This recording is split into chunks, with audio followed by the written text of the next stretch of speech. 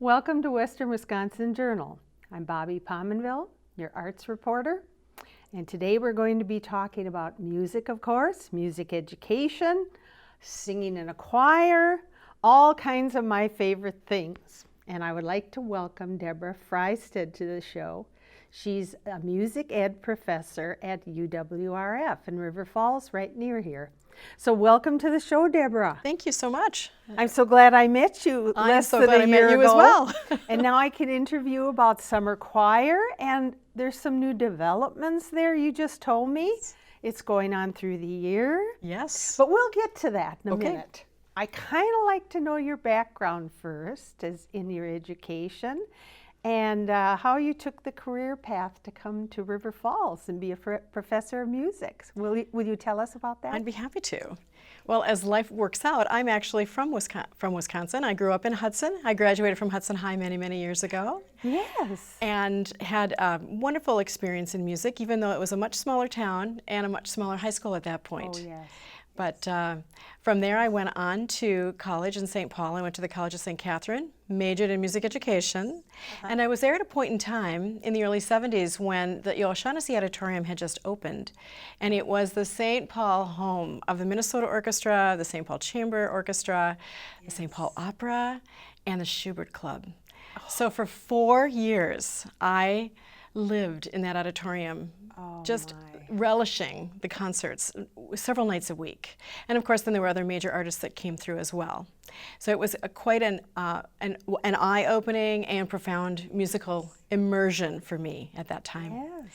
So once I graduated, I went off to Burnsville and started teaching out there. I was lured away for a couple of years by my boyfriend, who became my husband. And I joined him in Ohio, in Columbus, Ohio, at Ohio State University, where we both completed our graduate programs. From there, we moved on to London, England for a year, while he did a postdoctoral year. And I once again found a position teaching at an East London school, an inner city school. So it was a very different kind of experience, and was a very unusual time. The students, just before I got there, the students had recorded with the Pink Floyd, and they are the students who sing on the album, The Wall. Really? Yes, they are. So it was quite an interesting and difficult situation, and especially for someone who was from the Midwest in a very pastoral society, to walk into the middle of the East End of London, where it was very, very urban, and there was not a lot of peace, and a lot of students really were raised without a stick of grass around them. So it was a very, very eye-opening and informative year for me. Wow, I wouldn't have never thought that. That's a resume that I've never heard. That's probably Ever. true. That's probably true. So we returned to the United States, and my husband started a teaching position at the University of Minnesota, and I went back to my position in Burnsville. We started a family, and he decided to leave the university, moved on to a company that was based in Minneapolis, and that company then has led us around the globe. They are a German-based company, and they have moved us to California and Germany and to Detroit, Michigan area. So we've had some very wonderful international experiences. In each of those places, I've been able to find a position teaching. So I've taught in Germany at the International School Dusseldorf. I've taught in California at 2 different schools. And I just completed 18 years of work, or 17, 18 years of work in the Lake Orion School District in Lake Orion, Michigan. Oh my. So those are some wonderful experiences I've had with a lot of different kinds of students, a lot of vocal music, a little bit of instrumental along the way as well, and a lot of chamber music, working with students at all those levels, at middle school and high school level primarily, but also at the elementary level, and working with them for performances at Honor Choir, Solo and Ensemble Festival, of course all the choirs we do, choir concerts that we do during the year, and the other choral festivals. And we've had some very great experiences with them. It came time for me to think about relocating. My parents were getting elderly, and so we decided to come back to Hudson. And once I got here, I started looking for another position, because I'd always wanted to try to finish my career at the college level. And after this many years of experience at the K-12 level, I thought I may have something to offer. So when I moved here, I started looking around, and a position became open at River Falls. I applied, and I was given the position.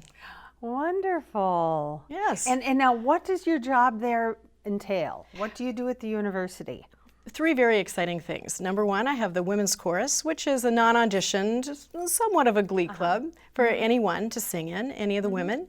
That meets a couple of days a week. I also have the community chorus, which has expanded in size this year. They meet one evening a week for a couple of hours, and they sing in the concerts as well at the university, as well as some things in the community. So they did a couple of fundraisers for charitable organizations this last year. So that was really exciting for them. And then I also teach some of the music education courses for choral music, such as choral literature and vocal pedagogy. Oh, wonderful. Wonderful. Yes. So that's become a wonderful job for you, and you're back in your hometown area. Yes. And it's wonderful that was open for you to advance to that. I love it. Yeah, that summer choir was something I was in years ago. And now you told me that it has expanded quite a bit. Right. So what are you saying, it rehearses all year round? The community chorus actually does rehearse all year long. Okay. There's the fall semester and the spring semester when they rehearse one night a week for 2 hours. That's Tuesday evenings, and prepare these concerts. And in the summer, we've sort of decided to try the summer chorus again, and they're rehearsing one night a week, Wednesday nights, for 2 hours, and just for 6 Wednesday nights. So we have a big concert coming up on Wednesday, July 29th, 7 o'clock p.m. Yes. in Klein Powell Fine Arts Building in the Abbott Concert Hall. Well, tell us about the literature and what you're offering at that concert. You said you like a bit of a variety. This is going to be a fun one. I'm curious to hear what you have planned. Well, we're doing very light, fun things for the summer, and we're actually collaborating with the St. Croix Valley Community Band. So together we'll be doing some patriotic things like America the Beautiful, and a version of Shenandoah, and a piece from the movies, from the movie Amistad, Dry Your Tears, Africa. And then we're doing a couple of jazz numbers and another couple of folk songs with maybe some instrumental accompaniment. So you'll be with the band on some of the numbers, like the patriotic. Yes, yes. And will you be unaccompanied on any of this? Or? Yes, our accompanist Judith Wachholz will be playing piano for us. Okay. And one of the pieces calls for a small jazz ensemble. Oh, how fun. Fly Me to the Moon, good old Frank Sinatra tune. That's one of our favorites. People are going to love that. Yes, yes. That is a great piece of music. And I think in the summer we want to hear some of that. Yes. That'll be received very well. And we're sort of billing this as songs, symphony, and Sundays, because we thought it would be fun to have some ice cream sundaes afterwards. Oh, that's the a big connection. treat. Yes. So yeah, I think that's kind of neat how Chris always does that with her little coffee concerts. Right. And I know how people love that kind of a thing. Yes, it's so fun to have that chance Great to ending. talk and have some good conversation after a great concert. Well, that's a great concert program you put together. Thank you. I think that would be wonderful. So just remember, with the audience listening, July 29th at Klein Powell, right? Yes. At 7 p.m. and followed by Sundays Yes. as well. Yes. What a good plan. So in the fall then, will this be the first fall you continue that through? We are going to continue on with our community chorus. We will go back to Tuesday evenings. People are welcome to join us. There's just a very small participation fee, or they can sign up for college credit. Oh. If they choose, they can do that as well. Okay. And then are you going to change the repertoire a little? Yes, in the fall we'll sort of look towards that December concert and put some holiday music in, perhaps something fall-like as well. Yes. And then we mix it up again in the spring, and we look towards other kinds of activities and warm weather, and then we do some spring things at that point. Great. And the community chorus has been so fun because it's been students of the university as well as other members of the community. So we have people really from 18 to 80 singing with us. Well, I would say there's a lot of people in this area that want to be singing. I agree. So I could see you drawing a lot. Now, are you auditioned? We are a non-auditioned choir. Oh, good. People get to come and try it and see if this is something they feel they can do or want to do. We have people that are love music and have not a lot of background. And we also have music teachers and other people with music degrees in the choir. So it's quite a mix. And they're coming from far and wide. They're coming from Spring Valley and Oh, that's Star great. Prairie and Amory and New Richmond. So it's really pulling from all directions. And that's such a wonderful thing to offer at all ages. Yes, it is so I think wonderful. you're bridging the gap, and you're going to have a lot of success with that group. Thank you. I think so. I just am delighted it started up again, and now you've got more vision for it. So it's going to be a wonderful, wonderful offering, and lots of people are going to be joining that, I'm sure.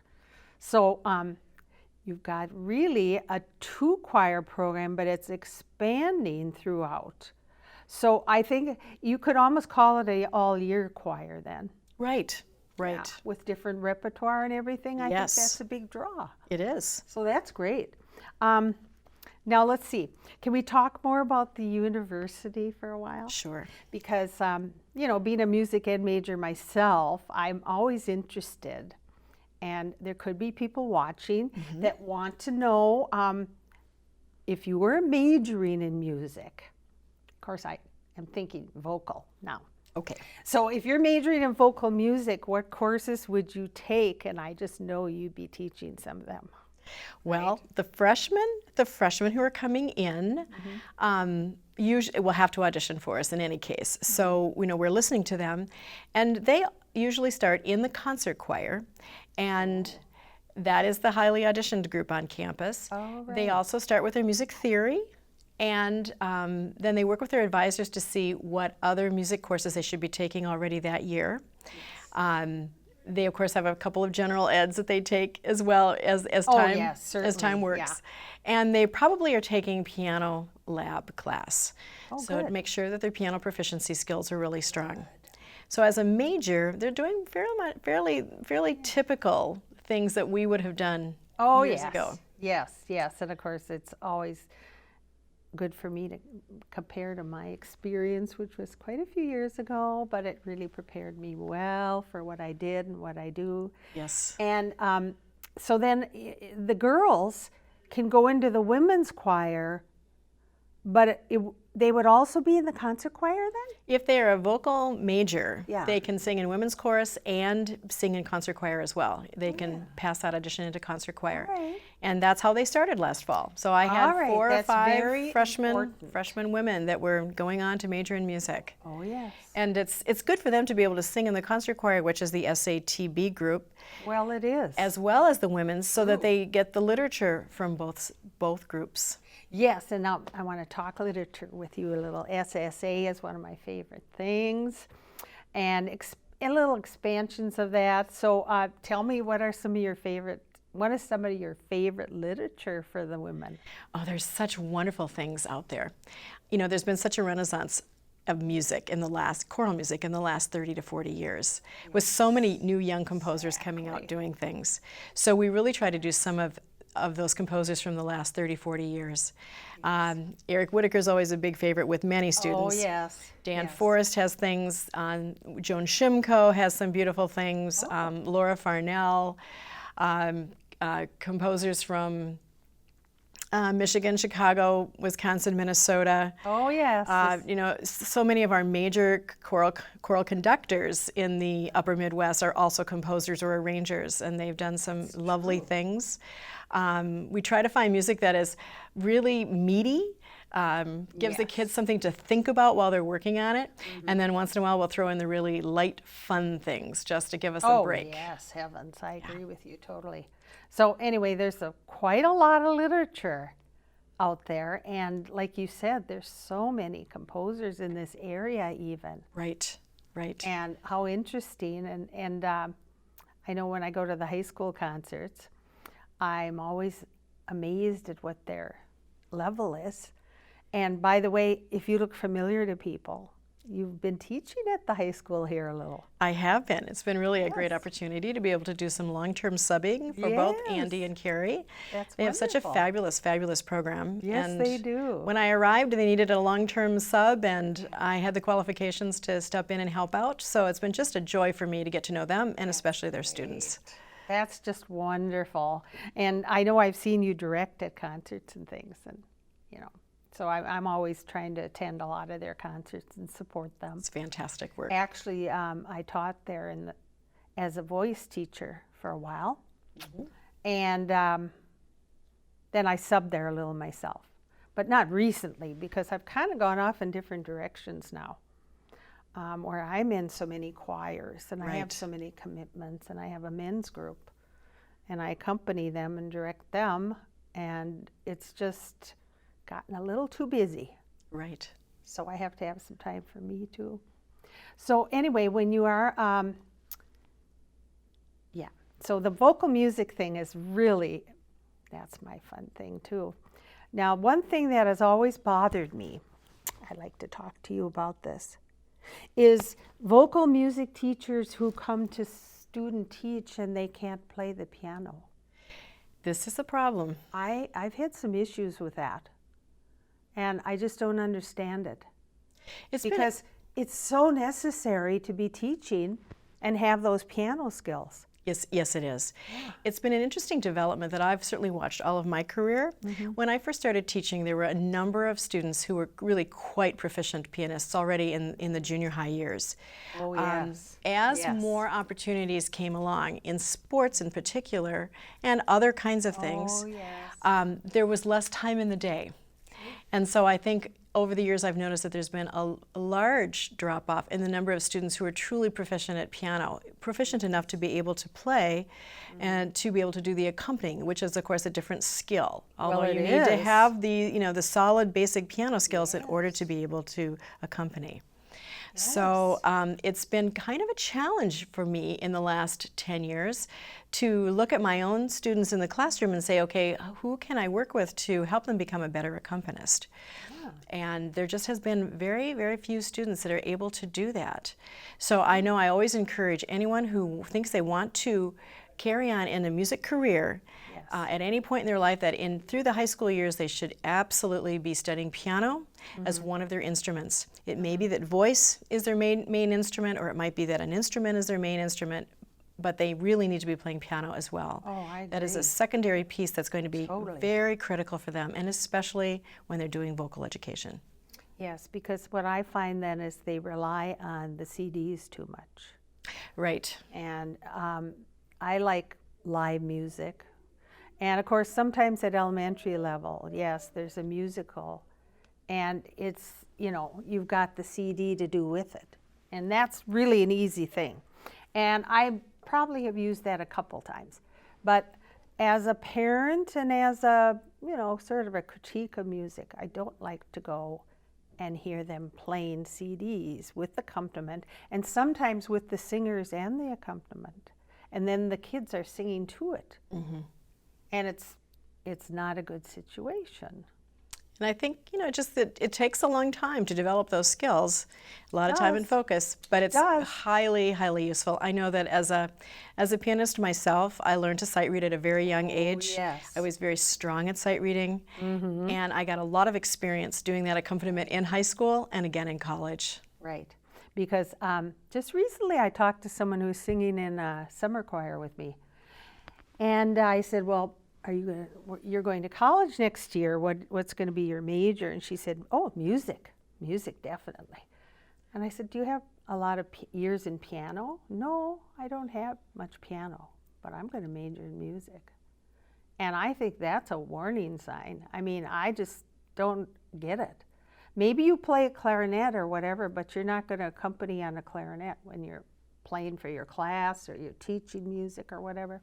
And I do believe in using the piano a lot to teach pitches at the younger ages. I've taught a lot of K through 12 myself, and even preschool just for the fun of it, go in and visit and so on. So that's one thing I really am happy to hear what you told me, because you're encouraging that. Very strongly. Your piano really skills are really important, and I would never want to see a student not be able to meet their goal of trying to teach music without having some adequate skills. Oh yes, very difficult, very difficult. So now I want to go back to something else you mentioned, and it was about the choirs. Your choir, you call it a community choir then? The university community chorus. Right. And then you said you get to sing with concerts at the university with various groups or something? So this last year we sang on the winter concert with the other university choirs and again on the spring concert with the other university choirs. Nice. But then we also were invited to join in this community of River Falls, which was doing a fundraiser for a village in Haiti. So we did a concert with them. Very And nice. then we also were invited to join in a fundraiser for Habitat for Humanity. And so we did some collaboration there with the Sheldon Theater Brass and the Shepherd of the Valley Choir. Oh, wow. That's really a lot of exposability for you.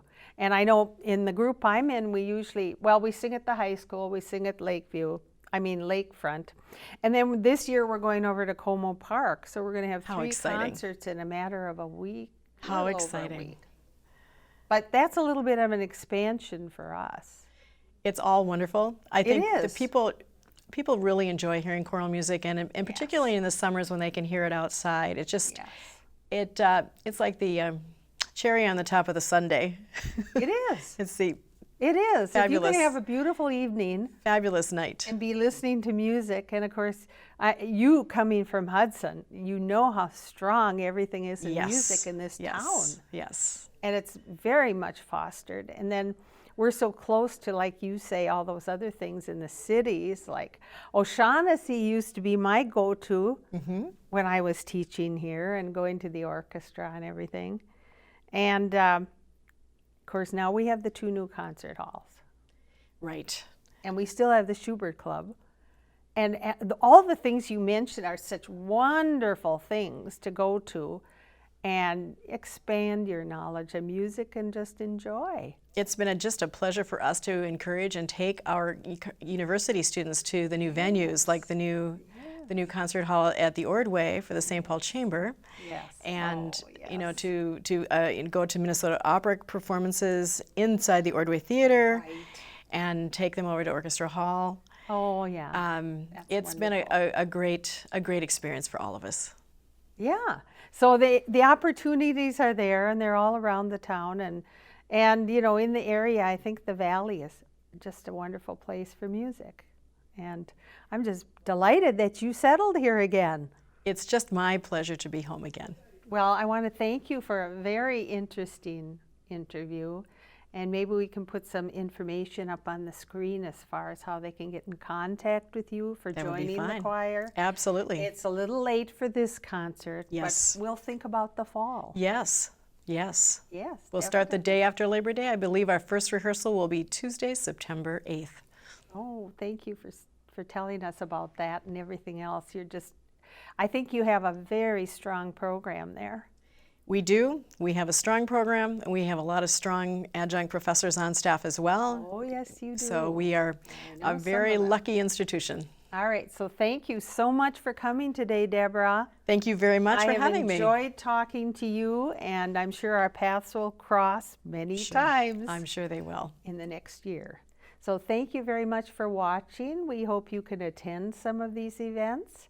And if you're a singer out there and you want to sing in the fall, be sure you consider the University Community Choir. Thanks again for watching today.